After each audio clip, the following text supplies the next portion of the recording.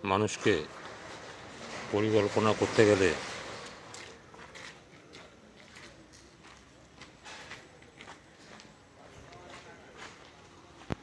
একটা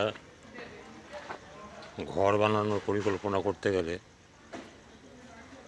কতগুলো গাঁথনি, কতগুলো বাঁশের খুঁটি এইসব দিয়ে ঢালাই দিয়ে তালার উপর তালা তৈরি করতে হবে।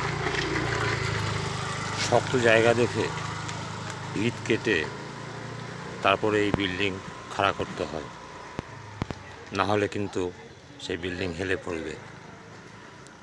তাই শক্তপোক্ত জায়গায় ঢালাই দিয়ে, ঢালাইয়ের উপর ঢালাই, পিলার ঢালাই, তারপর সেটাকে ইট দিয়ে ঢেকে দিতে হয়, তাহলেই বাসস্থান হয়ে গেল।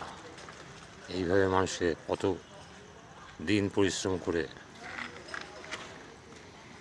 তারপরে মানুষকে স্থায়ীভাবে বসবাসের জন্য ঘর ঠিক করতে হয়।